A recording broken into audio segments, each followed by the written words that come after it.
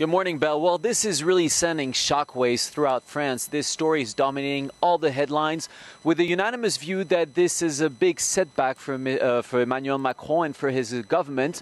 You have to remember that the presence of Nicolas Hulot alone in his government seemed to indicate that they were making progress on the environment. Yet yesterday, Nicolas Hulot challenged this view, saying that they were only making small steps and that he felt frustrated. A recent poll indicated that more than half of the French say that they regret this departure, yet 80% of them also say that this is a good thing for Nicolas Hulot. I'm joined now by Clemence Dubois. She's a campaign manager for the environmental NGO 350.org, and she will tell us more about this resignation. Clemence, thanks for being with us on the show today. My first question, as an environmentalist, what do you think about this resignation? Well, climate change and environmental destruction cut through everything. So it takes more than one minister or one name to implement the radical change that we need to see.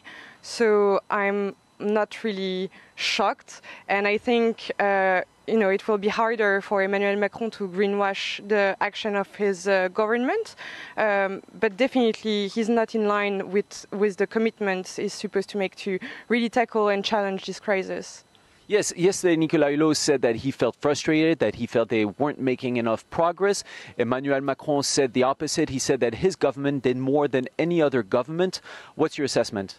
Well, I guess he communicated more than any other government, but the truth is that our governments are failing us. So Emmanuel Macron presents himself as and emphasizes how he's different than Trump, but it takes more than communication to get out of denial.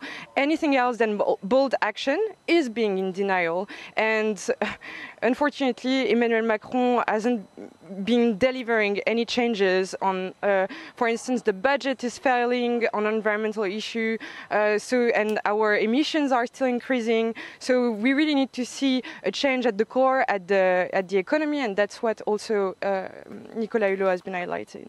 Yes, exactly. Yesterday, he said that the environmental crisis was closely linked to the economic model and that in order to fight climate change, we needed to step away from this growth model. But is that realistic today in France?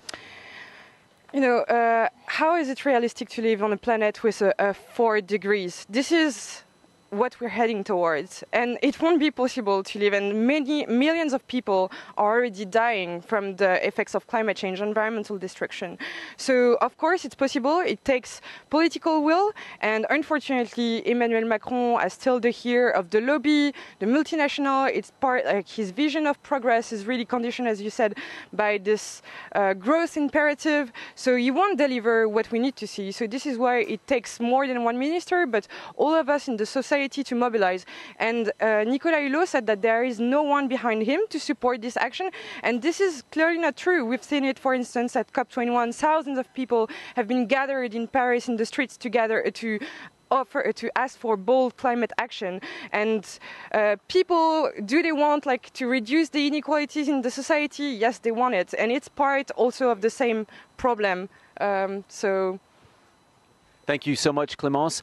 Yesterday, the Prime Minister, Edouard Philippe, said that in the next few days he will propose a few names to Emmanuel Macron to replace Nicolas Hulot. This will be a very difficult exercise. As we know, it will be very difficult to find someone that has the same stature and the same popularity as Nicolas Hulot. Belle?